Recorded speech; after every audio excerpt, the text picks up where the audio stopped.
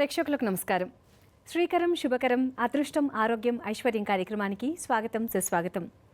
జ్యోతిష శాస్త్రాన్ని మనందరికీ అందుబాటులోకి తీసుకొచ్చి శాస్త్రం అందించే సలహాలు సూచనలను ప్రతినిత్యం తెలియజేస్తూ పాటించవలసిన పరిహారాల్ని వివరిస్తున్నారు ప్రముఖ ఆధ్యాత్మికవేత్త, జ్యోతిష శాస్త్ర నిపుణులు, ప్రశ్నశాస్త్ర ప్రావీణ్యులు, జ్యోతిష భాస్కర శ్రీ గడ్డమనుగు తేజస్వి శర్మ గారు.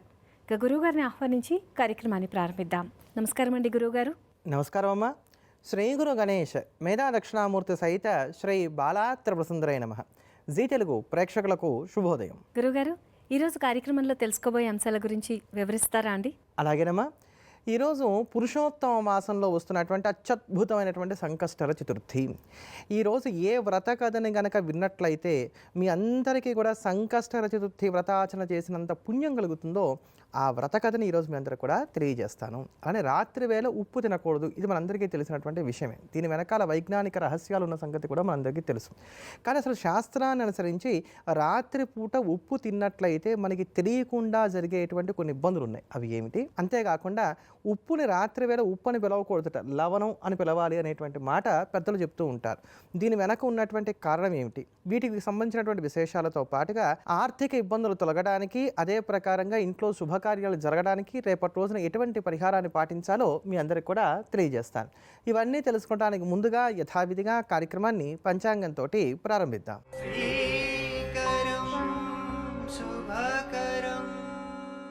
గురువారం 4వ తేదీ జూన్ నెల 2026 శ్రీ పరాభవనామ సంవత్సరం, ఉత్తరాయణం, గ్రీష్మ ఋతువు, అధిక జ్యేష్ఠమాసం, తిథి బహుళ చవితి రాత్రి 11:28 వరకు, నక్షత్రం ఉత్తరాషాఢ నక్షత్రం రాత్రి 3:40 వరకు, వర్జం ఉదయం 9:52 నుండి 11:39 వరకు, దుర్ముహూర్తం ఉదయం 10:05 నుండి 10:57 వరకు, తదుపరి మధ్యాహ్నం 3:16 నుండి 4:08 వరకు, రాహుకాలం మధ్యాహ్నం 1:30 నుండి 3 గంటల వరకు, యమగండం ఉదయం 6 గంటల నుంచి 7:30 వరకు, శుభ సమయాలు సాయంత్రం 4:50 నుండి 5:50 వరకు. ఈ రోజు ఉన్నటువంటి తిథి వార నక్షత్రాలను అనుసరించి రోజువారీ సాధారణ కార్యక్రమాలకు కాలం అనుకూలంగా ఉంది. గురువుగారు, ఇవాటి పంచాంగ విశేషాలు తెలియజేసినందుకు ధన్యవాదాలండి. ఇక ఈరోజు పనులు విజయవంతం అవడానికి ఏం చేయాలో వివరిస్తారా?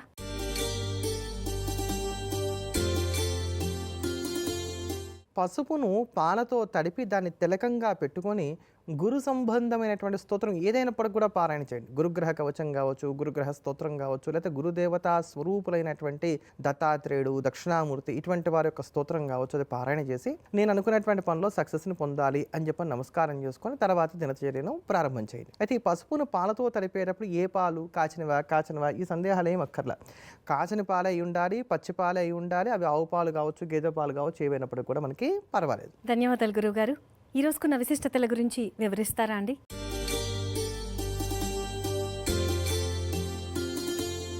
ఈరోజు సంకష్టహర చతుర్థి పర్వదినం చాలా గొప్పదైనటువంటిది. కారణం ఏమిటి అని అంటే పురుషోత్తమ మాసంలో అధిక మాసంలో వస్తున్నటువంటి సంకష్టహర చతుర్థి వ్రతం ఆచరించవలసినటువంటి రోజు గనక ఈరోజు చేసేటువంటి వ్రతం అనంతమైనటువంటి ఫలితాన్ని అందిస్తుంది, కష్టాలన్నింటిని కూడా తొలగిస్తుంది. పూర్వం ఒకానొక రాజుగారు ఉండేవారట. ఆయన పేరు ధర్మదత్తుడు. ఆయన ఈ వ్రతాచరణ చేసి తనకున్నటువంటి అనారోగ్యాన్ని పోగొట్టుకున్నాడని చెప్పి ప్రతీతి ఆ వ్రత కథను మీకు విస్తారంగా మీకు ఈ ఎపిసోడ్లో తెలియజేసేటువంటి ప్రయత్నం కూడా చేస్తాను. ఈరోజు ఎవరైతే కనుక గణపతిని చక్కగా పూజించి నువ్వులతో చేసినటువంటి పదార్థాలను స్వామివారికి నైవేద్యంగా సమర్పిస్తారో వారికి అనారోగ్య సమస్యల నుంచి కూడా పరిష్కారం లభిస్తుందని చెప్పిన ప్రతీతి, మోక్షం కలగడానికి కూడా ఆస్కారం ఉంటుంది అనేటువంటి మాట కూడా మనకి ముద్గుల పురాణం తెలియజేస్తున్నటువంటి మాట. అందుకని తెల్ల నువ్వులతో చేసినటువంటి పదార్థాలు ఈ రోజున వినాయకుడికి నైవేద్యంగా సమర్పించడం ఉత్తమం. ఉత్తరాషాఢ నక్షత్రం కలిగినటువంటి ఈ రోజున ఎవరైతే విశ్వేదేవులను, విశ్వేశ్వరుడైనటువంటి ఈశ్వరుని పూలతో పూజిస్తారో వారికి సమస్తమైనటువంటి శుభాలు కూడా కలుగుతాయని చెప్పని భవిష్య పురాణం మనకి తెలియజేస్తోంది. కనుక ఇవన్నీ కూడా ఆచరించేటువంటి ప్రయత్నం చేద్దాం, తరిద్దాం. దిన ఫలితాలు, పరిహారాల గురించి వివరిస్తారా అండి? ముందుగా మేషరాశి. మేషరాశిలో ఉన్నటువంటి స్త్రీ పురుషులు ఈరోజు శుభవార్త శ్రవణం చేయడానికి, ఇష్టమైనటువంటి వారితో కలిసి ఆనందంగా కాలక్షేపం చేయడానికి అవకాశాలు ఏర్పడుతున్నాయి. చక్కటి గౌరవ మర్యాదలను కూడా కలిగి ఉంటారు. వృత్తి ఉద్యోగ వ్యాపారాలను కూడా సజావుగా సాగించుకుంటారు. ఎదుటివారికి సహాయం చేస్తారు. ఎదుటివారి నుంచి సహాయ సహకారాలను కూడా అందుకోగలుగుతారు. అవసరానికి తగినంత ధనాన్ని కలిగి ఉంటారు. సేవింగ్స్ విషయం మీద దృష్టిని సారించేటువంటి ప్రయత్నం చేస్తారు. అలానే ఈరోజు మీ నిర్ణయాలతో ఏకీభవించేటువంటి వారి సంఖ్య కూడా ఎక్కువగా ఉంటుంది. ఇంటిని అందంగా అలంకరించుకుంటారు. సంతానం మీద ప్రత్యేకమైనటువంటి శ్రద్ధను కూడా కనబరుస్తారు. ఈరోజు మీరు ధరించకూడని రంగు ఎరుపు రంగు. పాటించవలసిన పరిహారం విష్ణు సహస్రనామ స్తోత్రాన్ని పారాయణ చేయటం. వృషభ రాశిలో ఉన్నటువంటి స్త్రీ పురుషులు అనుకునేది ఒకటి, జరిగేది మరొకటిగా ఉంటుంది. ఊహించినటువంటి ఖర్చులు ఉంటాయి. ఆర్థికమైనటువంటి ఒత్తిళ్లు ఉంటాయి. అనారోగ్య సమస్యలు వేధించడానికి అవకాశాలు ఏర్పడుతున్నాయి. వృత్తి ఉద్యోగ వ్యాపారాన్ని కూడా యాంత్రికంగా సాగుతాయి. ఈరోజు ఎంతసేపు కూడా నాదే కరెక్ట్, ఎదుటివారిదే తప్పు అనేటువంటి విధంగా మీ యొక్క ఆలోచన విధానం సాగడానికి కూడా అవకాశాలు కనబడుతున్నాయి. కోపం, ఆవేశం, చికాకు కాస్త ఎక్కువగా ఉంటాయి కనుక రిస్క్ అనేటువంటి పదానికి దూరంగా ఉండటం అనేది మంచిది. ఈరోజు మీరు ధరించకూడని రంగు నలుపు రంగు. పాటించవలసిన పరిహారం శ్రీరామరక్ష స్తోత్రాన్ని పారాయణ చేయడం. మిథున రాశిలో ఉన్నటువంటి స్త్రీ పురుషులకు ఈరోజు ఉన్నటువంటి కాలం చాలా చక్కగా ఉంది, దివ్యంగా ఉంది. మంచి రోజు, మంచి సమయం. ఈ కాలాన్ని ఎలా వినియోగం చేసుకుంటారనేది మీ మీద ఆధారపడుతుంది. కష్టపడాలనుకుంటే కష్టపడతారు, రిలాక్స్ అవ్వాలనుకుంటే రిలాక్స్ అవ్వగలుగుతారు. ప్రేమలు, స్నేహాలు ఫలించడానికి అవకాశం అనేటువంటివి ఏర్పడుతున్నాయి. అలానే శుభకార్య చర్చలు కూడా సానుకూలపడతాయి. ఈరోజు మీరు ధరించకూడని రంగు నీలం రంగు. పాటించవలసిన పరిహారం విష్ణు సహస్రనామ స్తోత్రాన్ని పారాయణ చేయటం. కర్కాటక రాశిలో ఉన్నటువంటి స్త్రీ పురుషులు ఈరోజు రావాల్సినటువంటి ధనం మీద కనుక దృష్టిని సారించినట్లయితే అనుకూలమైనటువంటి ఫలితాలను అందుకోగలుగుతారు. రహస్య సమాచారాన్ని తెలుసుకుంటారు. ప్రయాణాలు సానుకూలపడతాయి. అగ్రిమెంట్లు, రిజిస్ట్రేషన్లు, లేకపోతే మధ్యవర్తిత్వ పరిష్కార మార్గాలు ఇవన్నీ కూడా మీకు అనుకూలించడానికి అవకాశం అనేటువంటివి ఏర్పడుతున్నాయని చెప్పని చెప్పుకోవచ్చు. పాత కొత్త పరిచయాలను మరింతగా బలపరుచుకునేటువంటి ప్రయత్నం చేస్తారు. వృత్తి ఉద్యోగ వ్యాపారాల పరంగా బాగా బిజీగా ఉంటారని చెప్పుకోవాలి. విద్యార్థులకు కూడా కాలం అనుకూలంగా ఉంది. పెద్దల యొక్క సలహాలు సూచనలు పాటించేటువంటి ప్రయత్నం చేస్తారు. ఈరోజు మీరు ధరించకూడని రంగు పసుపు రంగు. పాటించవలసిన పరిహారం దత్తాత్రేయ వజ్రకవచ స్తోత్రాన్ని పాటించడం. గురువుగారు, రాత్రిపూట భోజనంలో ఉప్పు ఎందుకు తీసుకోకూడదు, ఉప్పుని ఉప్పు అని ఎందుకు పిలవకూడదో తెలియజేస్తామన్నారు. వివరిస్తారా అండి? తప్పకుండానమ్మా. రాత్రి వేళ అసలు ఉప్పును ఉప్పు అని పిలవకూడదు అనేటువంటి మాట మనకు శాస్త్రం చెప్తున్నది. రాత్రి వేళ ఉప్పును ఆహారంగా స్వీకరించకూడదని కూడా చెప్తాం. దీనికి గల కారణాలు ఏమిటి అనే దాన్ని ఈరోజు మీ అందరూ కూడా తెలియజేస్తాను. వేదసార రత్నావళి అనేటువంటి గ్రంథం చెప్తున్నటువంటి మాటలు ఇవన్నీ కూడా. యదా ప్రత్యక్ష లవణం దత్యా తేజో యశో హరేత్ రాత్రో భోజన కాలేతు నోచ్చరే లవణం సదా నిసి ప్రత్యక్ష లవణం సదాతవ్యం కదాచన. ఎప్పుడు కూడా నేరుగా ఉప్పుని అలా వడ్డించకూడదు. రాత్రివేళ అలా నేరుగా కనుక ఉప్పుని కనుక వడ్డించినట్లయితే దానివల్ల ఏమవుతుందట, దద్యా తేజో యశో హరేత్. అలా నేరుగా ఉప్పును వడ్డించడం వల్ల యశోహాని కలుగుతుంది. వారి పేరు ప్రఖ్యాతలు అనేటువంటివి దెబ్బతింటాయి. గౌరవ మర్యాదలు అనేవి దెబ్బతింటాయి. అంతేకాక తేజస్సు కూడా హరింపబడుతుంది అని అన్నారంటే ముఖంలో ఉండేటువంటి కాంతి కూడా తగ్గుతుంది అనేటువంటి మాట చెప్పారు. దీని వెనక వైజ్ఞానిక రహస్యం కూడా ఉందండి. ఎందుకు వైజ్ఞానిక రహస్యం అంటున్నానంటే రాత్రి వేళ కనుక ఉప్పును ఎక్కువగా ఆహారంలో స్వీకరించినట్లయితే నీటి నిలవ శాతం శరీరంలో పెరుగుతుంది. దీనివల్ల కఫం పెరుగుతుంది. కఫం ఎప్పుడైతే పెరుగుతుందో అప్పుడు నిద్ర వంటపడడానికి అవకాశాలు కొంత తగ్గుతాయి. తెల్లవారేసరికి ముఖం ఉబ్బడానికి, కళ్ళ కింద కాస్త వాపుగా ఉండడానికి. అందుకని కొంతమందిని చూడండి, నిద్రలేవు కానీ ఇప్పుడు నిద్రలేచావని అడుగుతాం. ఎందుకని కళ్ళు ఒక రకంగా మనకు కనబడుతూ ఉంటాయి. పాదాలు ఉబ్బరం రావడానికి కూడా ఆస్కారం ఏర్పడుతుంది. అంతేగాక కిడ్నీలో నీరు ఎక్కువ చేరుతుంది. మధ్యలో రాత్రివేళ లఘుశంకకు అంటే గనక మూత్ర విసర్జన కూడా లేవలసినటువంటి స్థితిగతులు ఏర్పడుతూ ఉంటాయి. దాహం వేస్తుంది, నీరు తాగవలసినటువంటి స్థితిగతులు ఏర్పడుతూ ఉంటాయి. ఇట్లా అనేక కారణాల చేత ఈ నిద్ర డిస్టర్బ్ అవడానికి ఆస్కారం ఉంటుంది. కనుక రాత్రివేళ అసలు ఉప్పు అనేటువంటిది చాలా తక్కువగా స్వీకరించాలి. ఉప్పు అనేది స్వీకరించకూడదు అనే మాటలు కూడా మనకు కనబడుతున్నాయి అన్నమాట. అందుకని ఉప్పును ఉప్పు అని పిలవకూడదు, లవణం అని పిలవాలి. అత్యవసరమైతే ఆ లవణం, ఆ ఉప్పుని ఎలా తీసుకోవాలి అనే దాని గురించి కూడా మనకి శాస్త్రం చెప్తోంది. ఏం చెప్తోంది, రాత్రివేళ గనక ఉప్పుని తిన్నట్లయితే కనుక భోక్తురాయిక్షీణం సంశయ తద్దోష పరిహారార్థం లవణం దీపదర్శితం దత్నా జలేన సమ్మిశ్రం భక్షయేన్నైవ దోషకృత్. ఒకవేళ రాత్రివేళ ఇలానే రెగ్యులర్గా కనుక ఉప్పుని తినేటువంటి అలవాటుగా పెట్టుకున్నట్లయితే, కొంతమంది పెరుగన్నంలో ఉప్పు వేసుకుని మరీ తింటారు రాత్రివేళ. ఇలా కనుక పెట్టుకున్నట్లయితే ఆయుక్షీణం నా సంశయ, వాళ్ళకి ఆయుర్దాయం తరుగుతుంది అని అన్నారంటే ఇవాళ రాత్రివేళ పెరుగులో ఉప్పు వేసుకుని తింటా తెల్లారేసరికి ప్రాణం పోతుందని అర్థం కాదు. 100 ఏళ్ళు బతకవలసిన వాళ్ళు 70 ఏళ్ళు బ్రతకడానికి ఆస్కారం అనేటువంటిది ఏర్పడుతుంది. ఇలా ఆయుర్దాయం తగ్గడానికి ఆస్కారం ఉంటుంది. కనుక ఈ దోషం తగ్గడానికి ఏం చేయవచ్చు అంటే రాత్రివేళ నీటిలో కానీ లేకపోతే కనుక మజ్జిగలో కానీ ఉప్పుని కలుపుకొని దాన్ని స్వీకరించవచ్చు. అది కూడా చాలా తక్కువగా అనేటువంటి మాట చెప్తూ దత్నా జలైన సమ్మిశ్రం భక్షయే నైవ దోషకృత్, అప్పుడు ఆ దోషం ఉండదు. పైగా ఈ నీటిలో కానీ లేకపోతే మజ్జిగలో కానీ కలపడానికన్నా ముందుగా ఆ ఉప్పును దీపానికి చూపించాలన్నారు. అంటే వెలుక్కి చూపించి దాని తర్వాత ఇందులో కలిపేటువంటి ప్రయత్నం చేయాలి అని అన్నారు. అలానే వడ్డానికి కనుక ఉప్పు అడగవలసినటువంటి స్థితి ఏర్పడితే ఉప్పు అనకూడదు రాత్రివేళ, పగటిపూట అనొచ్చు.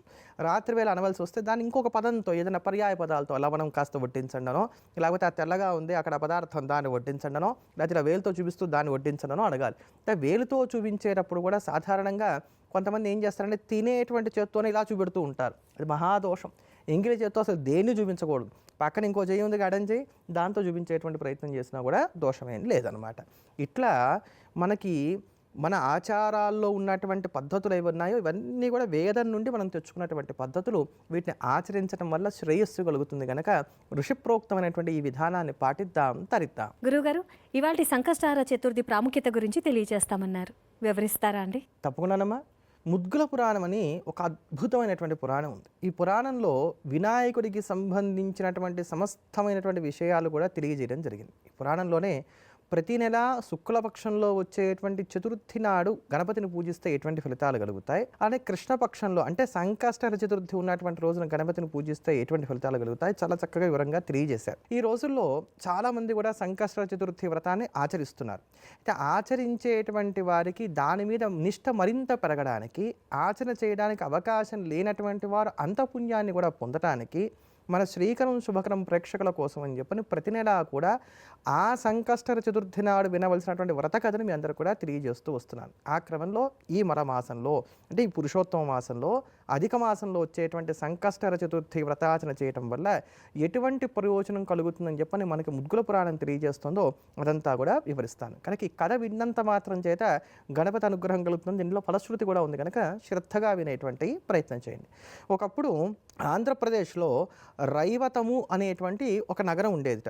దీన్ని ధర్మదత్తుడు అనేటువంటి రాజుగారు పరిపాలన చేస్తూ ఉండేవారు. ఈయన సుగుణాల రాశి, ప్రజలందరినీ కూడా కన్నబిడ్డలలాగా చక్కగా పరిపాలన చేస్తూ ఉండేవాట. ఐశ్వర్యానికి లోటు లేదు, చక్కటి భార్య, మంచి సంతానము, దేంట్లోనూ కూడా ఈయనకి ఎటువంటి ఇబ్బందులు కూడా లేవు. కానీ ఈయనకి హఠాత్తుగా జలోదరం అనేటువంటి రోగం వచ్చింది. ఈ జలోదర వ్యాధి తగ్గడం కోసం అని చెప్పని రకరకాలైనటువంటి పుణ్యకార్యాలు, దాన ధర్మాలు ఇవన్నీ కూడా చేశాడు. ఇది జ్ఞాపకం పెట్టుకోవాలండి. పురాకృత పాపం వ్యాధి రూపేణ పీడిత. మనకు ఏదైనా అసలు ఒక అనారోగ్యం వచ్చిందంటే పూర్వజన్మలో చేసుకున్నటువంటి పాపమే ఈ వ్యాధి రూపంలో వస్తుంది అని చెప్పని శాస్త్రం మనకు చెప్తోంది. అందుకని ఈ వ్యాధి తగ్గాలి అని అంటే అప్పుడు పాపం తగ్గాలి. పాపం తగ్గాలంటే పుణ్యం యొక్క వృద్ధి కావాలి. పుణ్యం యొక్క వృద్ధి కావాలంటే రకరకాలైనటువంటి దాన ధర్మాలు, సత్కర్మలు, లేకపోతే పూజ పునస్కారం ఇట్లాంటివన్నీ చేయాలి. ఇట్లాంటివి అనేకం చేసేట ఆ రాజుగారు.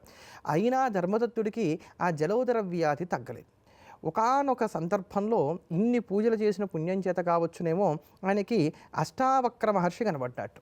ఋషులు ఎప్పుడు కూడా మన శ్రేయస్సును కోరుకుంటూ ఉంటారు. అందుకనే మీ అందరికీ కూడా ఋషుల యొక్క చరిత్రలు కూడా చెప్పేటువంటి ప్రయత్నం చేస్తారు రేపటి నుంచి. ఈ అష్టావక్ర ఋషి కనబడ్డాడు. ఆయన 8 వంకరలతో ఉండేవాట. అందుకని ఆయనకు అష్టావక్రుడు అని పేరు. ఆయన దగ్గరికి వెళ్ళి ప్రాధేయపడి అడిగాడు, అయ్యా నాకు అసలు ఎందుకు ఈ వ్యాధి వచ్చింది, ఈ వ్యాధి పోవాలంటే నేను ఏం చేయాలి అంటే అప్పుడు ఆ ఋషి చెప్పాడు, నాయన నీ రాజ్యంలో సంకష్టహర చతుర్థి వ్రతం అనేది అసలు లుప్తమైపోయింది. అసలు ఆ వ్రతాచరణ చేస్తున్న వాళ్ళే ఎవరు లేరు. ప్రజలు చేసేటువంటి పాపాలన్నీ కూడా రాజుగారినే ఆశ్రయించుకొని ఉంటాయి కనుక ఈ వ్రతం లుప్తమైనటువంటి కారణం చేత నీకు ఈ వ్యాధి కలిగింది. కనుక నీకు చక్కటి గణపతి మంత్రాన్ని ఉపదేశం చేస్తాను. దాన్ని అనుష్ఠానం చేస్తూ గణపతి తత్వాన్ని బాగా భావన చేసుకుంటున్నటువంటి వాడివై నిత్యం చక్కగా గణపతిని పూజిస్తూ సంకష్టహర చతుర్థి వ్రతాన్ని నువ్వు ఆచరిస్తూ నీ యొక్క రాజ్యంలో కూడా ఆచరింపచేస్తూ వచ్చినట్లయితే నీకు ఈ వ్యాధి పోతుంది అని చెప్పాట. సరేనని చెప్పని ఒప్పుకున్నాడు రాజుగారు. అదే ప్రకారంగా మంత్రోపదేశం తీసుకున్నాడు. నిత్యం గణపతిని పూజించాడు. సంకష్టహర చతుర్థి వ్రతాన్ని తాను ఆచరించడమే కాక తన రాజ్యంలో అందరి చేత కూడా ఆచరింపజేశాట. ఆయనకున్నటువంటి వ్యాధి పోయింది. అంటే ఇక్కడ మనం గమనించవలసిన కథలో ఏంటంటే అసలు లుప్తమే అయిపోయింది ఆయన రాజ్యంలో అన్నారు. అంటే ఎవ్వరూ చేసేవాళ్ళు లేరు. ఒక్కళ్ళైనా సరే సంకష్టహర చతుర్థి వ్రతాన్ని ఆచరించేటువంటి వాళ్ళు ఉన్నట్లయితే ఆ ఊరు బాగుపడుతుంది. దీన్ని బట్టి అర్థం చేసుకోవాల్సింది అది. అందుకని చెప్పిన అంత గొప్పదైనటువంటిది ఈ వ్రతము.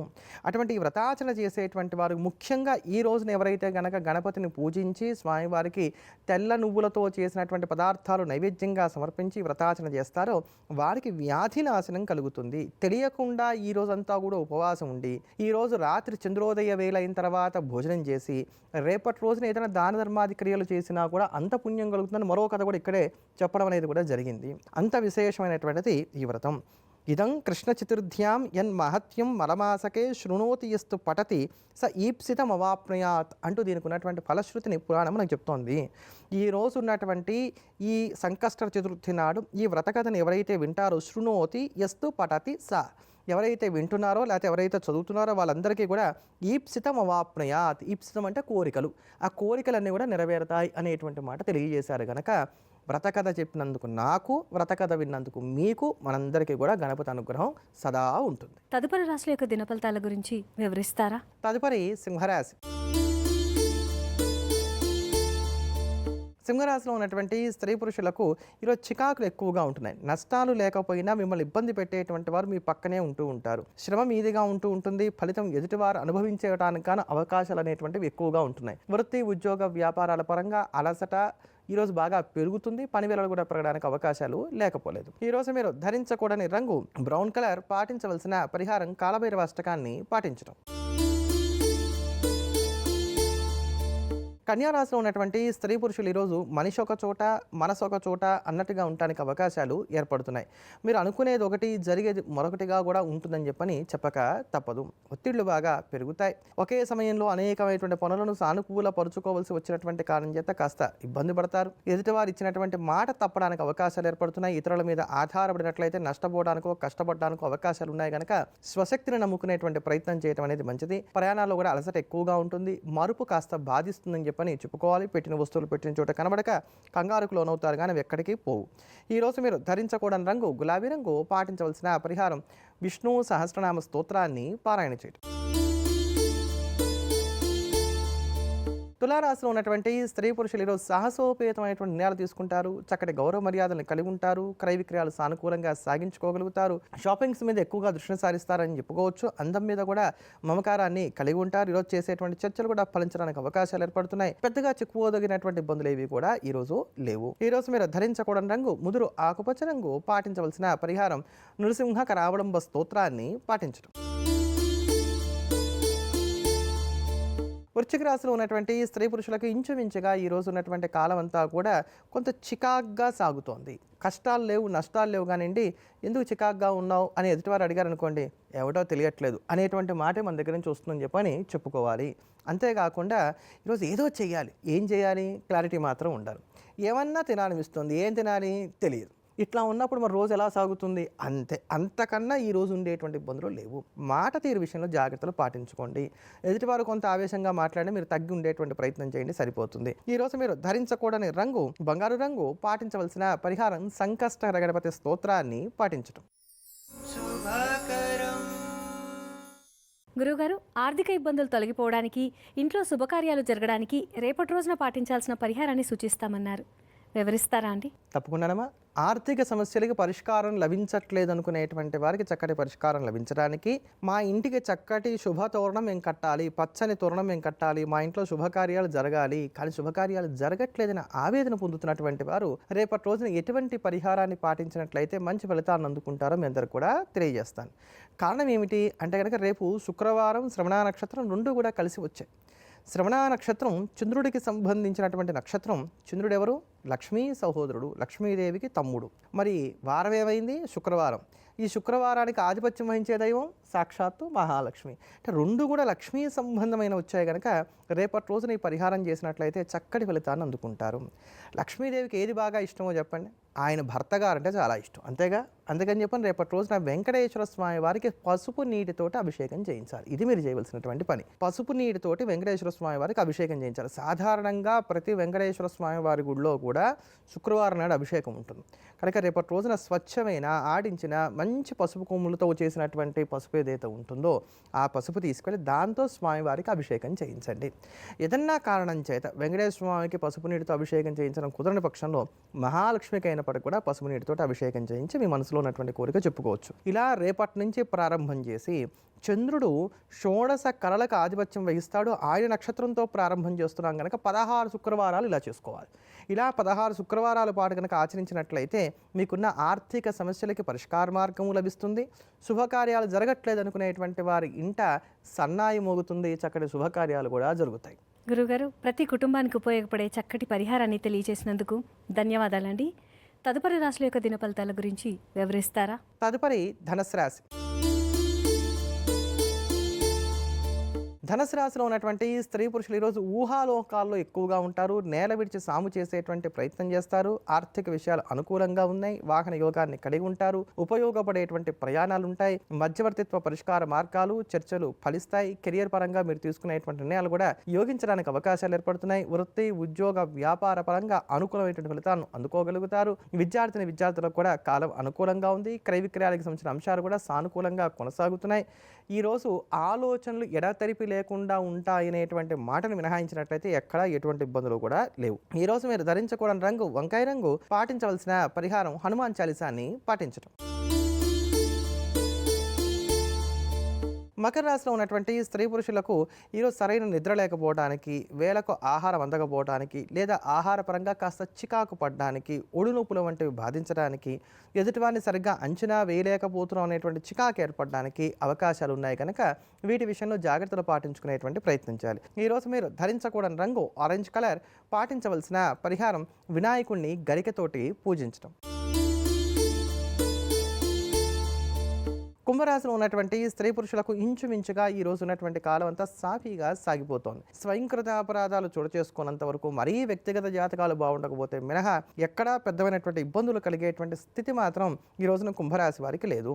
కొంచెం మెంటల్ స్ట్రెస్ ఉంటుంది, ఖర్చులు ఉంటాయి, కానీ ఇవన్నీ కూడా ఉపయోగపడేటువంటి విధంగా ఉండడానికి అవకాశాలు ఎక్కువగా ఉన్నాయి. గార్డెనింగ్ కావచ్చు, పూలు మొక్కలు పెంచడం కావచ్చు, ఇట్లాంటివన్నీ కూడా ఈ రోజున చేయడానికి అవకాశం అనేటువంటివి ఎక్కువగా ఉన్నాయి. ఈ రోజు మీరు ధరించకూడని రంగు గంధం రంగు. పాటించవలసిన పరిహారం దుర్గా అమ్మవారిని పూజించడం. మీనరాశిలో ఉన్నటువంటి స్త్రీ పురుషులు ఈరోజు ఫటాఫట్ అన్నట్టుగా ఉంటారు. నీకేం కావాలి, నన్ను ఏం చేయమంటావు, నా వల్ల అయితే అవుతుందని చెప్తారు, లేకపోతే కాదని చెప్పేస్తారు. అలా నాకు ఈ పని కావాలి, చేస్తావా చేయవా, రెండే మాటలు ఏదో ఒకటి తెలిసి చెప్పి అన్నిట్లోని ఈ వేగాన్ని అదే ప్రకారంగా ఇంతే మాట తీరుని కనబరిచేటువంటి ప్రయత్నం చేస్తారని చెప్పని చెప్పుకోవచ్చు. ఇంట్లో కూడా అలానే ఉంటారు. పెద్దగా ఇబ్బందులు కలిగేటువంటి రోజు మాత్రం ఈరోజు కాదు. ఈరోజు మీరు ధరించకూడని రంగు నేరేడు పండు రంగు. పాటించవలసిన పరిహారం వినాయకుడికి బెల్లం ముక్కను నైవేద్యంగా సమర్పించడం, యథాశక్తిగా వినాయకుడిని పూజించడం. గురుగారు, ఇవాళ కార్యక్రమంలో దిన ఫలితాలతో పాటు అందరూ పాటించాల్సిన పరిహారాల్ని తెలియజేస్తూ ఇవాళ సంకష్టార చతుర్థి వ్రత ప్రాముఖ్యత గురించి చాలా వివరంగా తెలియజేసినందుకు ధన్యవాదాలండి. ధన్యవాదాలమ్మా. ఎల్లప్పుడూ దేశాన్ని ప్రేమిద్దాం, దైవాన్ని స్మరిద్దాం. స్వస్తి. ఇదండి ఇవాళ శ్రీకరం శుభకరం అదృష్టం ఆరోగ్యం ఐశ్వర్యం కార్యక్రమం. రేపటి కార్యక్రమంలో మరిన్ని అంశాలతో మళ్ళీ కలుసుకుందాం. అందాక సెలవా మరి. నమస్కారం.